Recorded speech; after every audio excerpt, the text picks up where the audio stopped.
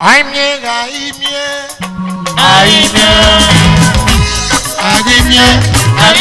Jemela.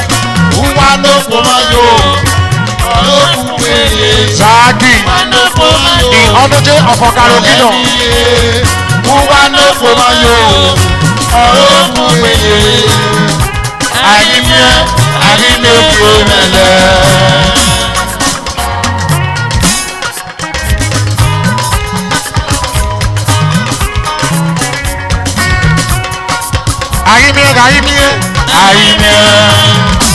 Arimie Jemela. Uwa no fomayo.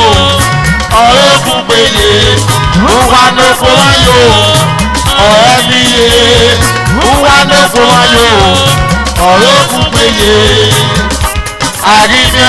Arimie Jemela. Papa Fesilo. Papa Fesilo from Germany. Papa Fesilo from Europe. Fesilo no papa. Arimie Jemela. Uwa no fomayo. Uwa no fomayo. Uwa no fomayo. Good news in papa. Intermitable superstar. Dr. Water from Mugu community. Aimie Jemela. Hello.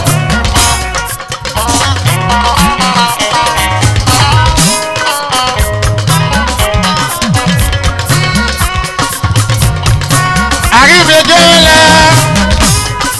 Opo kaluwa weyi. Oba na re dolo kiya yi. Aimie Jemela. Pastors from Europe. These pastors when I say they sing. Now because of me make a buy ticket from Europe to Ogwa. Omo no kwado abie. Pastors in no die. Pastors in no more. Pastors in no baba. Aimie Jemela. My Reverend F.O. Amako. That is my spiritual father. Mr. Luge. Aimie Jemela. Uwa no fomayo. Uwa no fomayo. Festi. Uwa no fomayo. Aimie Jemela. Aimie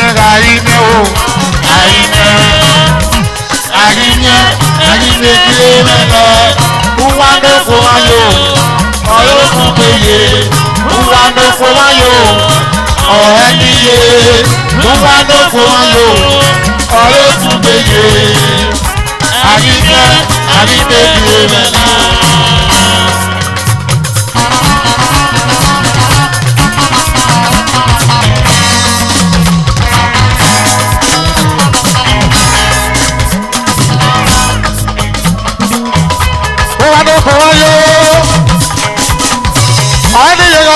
It is a Josie no more. Oh, bring it on. I keep daughter. I like me. I pay. Oh, I got it on no more.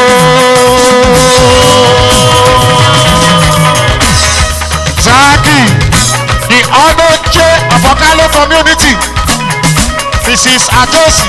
Oyani Wado. Zaki. Zaki no. Oh! Baba Sonny, Igofenu, Baba Sonny no more. Hello. Sonny no go. Another Sonny no go. Hello. Mr. Hello. Missy Rita. Dr. Baba solo kuta. Chip. Solo kuta. Omiro gele. Okay. Baba solo. Solo. Solo kuta. Solo kuta. Lómi regele. Baba solo.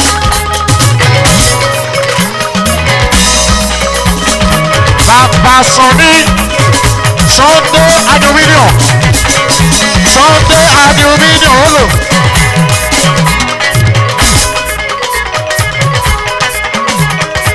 Ìjọba rẹ̀ nà mọ̀. Mrs. Ìjọba ooo. Òpópó níyẹ Mrs. Adúzálá. Níyẹ lókè. Mrs. Adúzálá. Mr. Palu nọmọ. Palu nọgà. Palu nọgà. Palu rẹ̀ ni mọ̀sẹ̀mọ̀sẹ̀. Oh. Aunty. Dọ̀tọ̀ ayé ẹ̀pẹ̀. Ọmọ nàgàdàgà bíẹ́. Ọ̀rọ̀ mi wẹ̀ tó. Iye rẹ̀wẹ̀ tó. Àjìdọ̀tà ayé pẹ́ ní mọ̀sọ̀mọ̀sọ̀. Ayé rẹ̀pẹ́. Àpégbè. Mrs. Ayé rẹ̀pẹ́ o. Màmá Dẹ́sí. Triple G dọ̀tọ̀ Olúwa. Olóró dẹ̀dẹ̀ gbòòrò.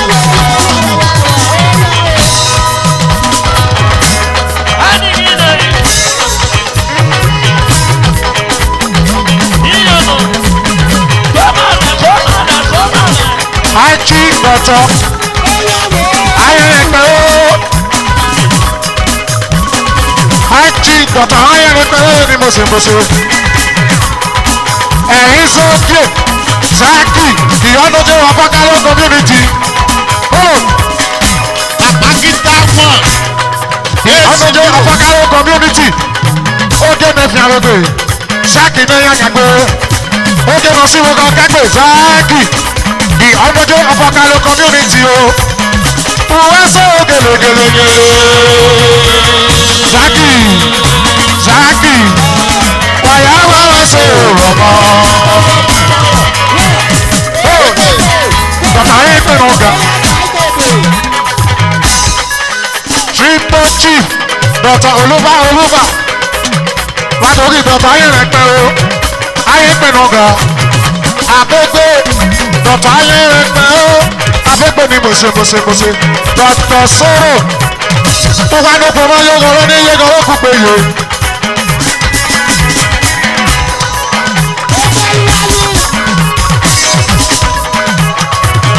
Mo sáré fọwọ́ yó. Ó ní ìyẹ̀yàwó kú pé yèrè kó ìdẹ̀lù pàwọ́ yìí. Mo fẹ́ náà lọ́dọ̀ kí láyé. Zaki ni ọ̀nọ́jẹ́ Ọ̀fọ̀kálẹ̀ fídàn. Ẹ̀gbọ́n àwọn ọmọ. Ayé ẹ̀pẹ̀ o.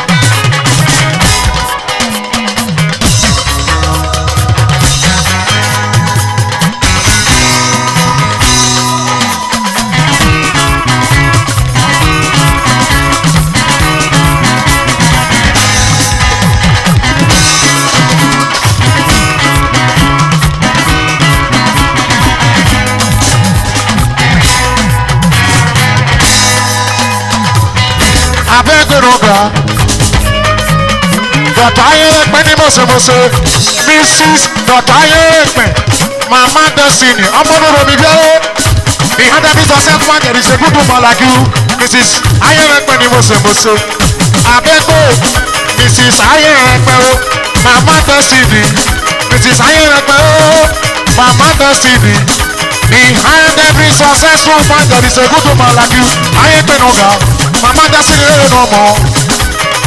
Ó gbọ́dọ̀ lu àwọn yìí, ó gbọ́dọ̀ jọ̀lọ̀ kí láyé. Ó àbẹ́gbẹ́ o. Ají Dọ̀tọ̀ Olùsáré mẹ́rin ọba tó Triple tán. Chief Dọ̀tọ̀ Olúbàdàn ọmọ. Bàbá ìbí wọn. Ilé gbọ́dọ̀ lórí Amẹ́ríkà o. Pàwọ́ ṣe èpè rẹ̀. Ilé gbọ́dọ̀ lórí Amẹ́ríkà o. Pàwọ́ ṣe èpè rẹ̀. Ilé gbọ́dọ̀ lórí Amẹ́ríkà o. Pàwọ́ ṣe èpè rẹ̀. Ìkìkì ló wá ṣe èpè rẹ̀ o. Pàwọ́ ṣe èpè rẹ̀. My brother. Mr. Nrakọ Mọ̀sọ̀fíà. Àwọn ṣe èpè rẹ̀. Iye ọgbàdé ìlú Amẹ́ríkà àwọn ṣe èpè rẹ̀. Àwọn ṣe Awẹ́sẹ̀rẹ̀gbẹ̀ rẹ̀. Ilé gbogbo lórí Amẹ́ríkà wà wẹ́sẹ̀rẹ̀gbẹ̀ rẹ̀ o. Awẹ́sẹ̀rẹ̀gbẹ̀ rẹ̀. Ilé gbogbo lórí Amẹ́ríkà wà wẹ́sẹ̀rẹ̀gbẹ̀ rẹ̀ o. Awẹ́sẹ̀rẹ̀gbẹ̀ rẹ̀. Gbogbo lórí Amẹ́ríkà wà wẹ́sẹ̀rẹ̀gbẹ̀ rẹ̀. Awẹ́sẹ̀rẹ̀gbẹ̀ rẹ̀. Ilé gbogbo lórí Nàìjíríà wà wẹ́sẹ̀rẹ̀gbẹ̀ rẹ̀ o. Awẹ́sẹ̀rẹ̀gbẹ̀ rẹ̀. Ilé gbogbo lórí Nàìjíríà wẹ́sẹ̀rẹ̀gbẹ̀ rẹ̀ o. Awẹ́sẹ̀rẹ̀gbẹ̀ rẹ̀. Doctor Spirit Mr. Sonny my international in-law Sonny Ekwaso my great in-law Sonny Renomo Baba Sonny international businessman Sonny Renomo Semose Sonny Renomo Semose Sonny Sonny ooo Sonny Sonny Sonny Sonny ooo oh.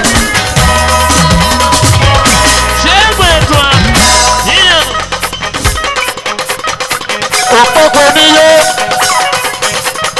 Mommy from Okuke community Mrs. Olubanumo Ojú máa ń fẹ́ sànsán. Ikebe ikebe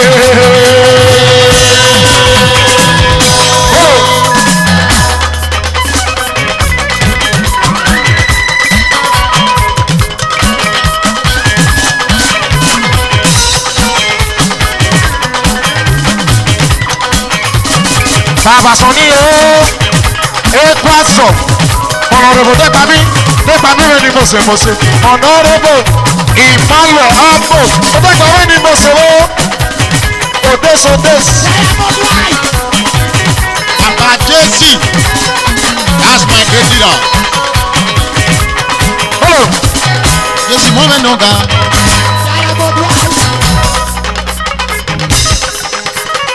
Papa International Furniture Bàbá Sonny Ekwaso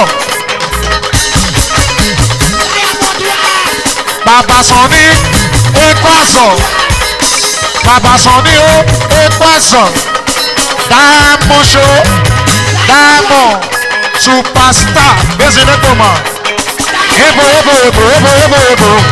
Diamond si o Escort International Diamond ni mo ṣe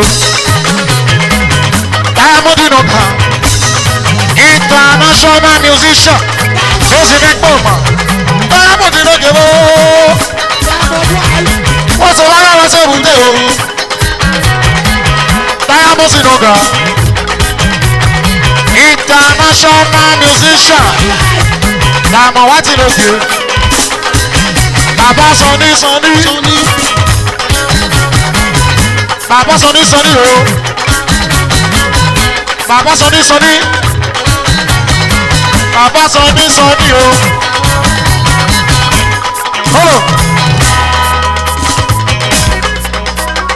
Mrs. Ayino èrò sáré ní ìdòwí àmì dáwé òpé sànsàn dọ̀tọ̀rọ̀ sáré ní ìdòwí àmì dáwé o òpé sànsàn lóye ní mọ̀sẹ̀mọ̀sẹ̀ dọ̀tọ̀rọ̀ sáré àmì dáwé n'ọ̀gá òpé sànsàn ní mọ̀sẹ̀mọ̀sẹ̀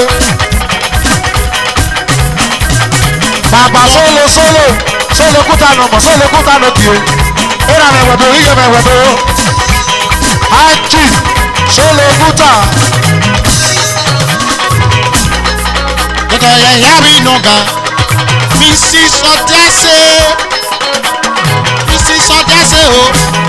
Thank you mommy.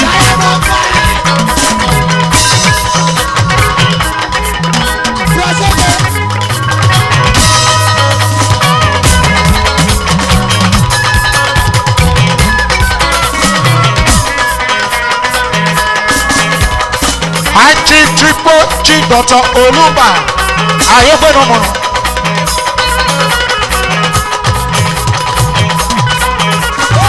Dọ̀tọ̀ lòbí tó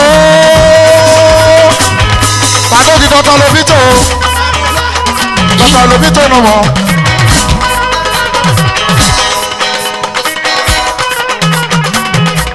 Ojú kó wá fún mama o.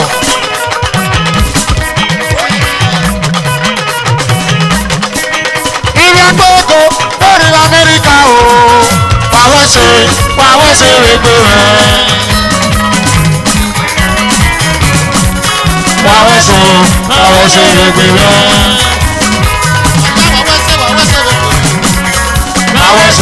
Wàá ṣe rẹ̀gbẹ̀ rẹ̀. Ilé agbóná lórí Amẹ́ríkà ọ̀pọ̀ òsì lé bàbá wa. Wàá ṣe rẹ̀gbẹ̀ rẹ̀. Wàá ṣe rẹ̀gbẹ̀ rẹ̀. Báwa ṣe rẹ̀gbẹ̀ rẹ̀.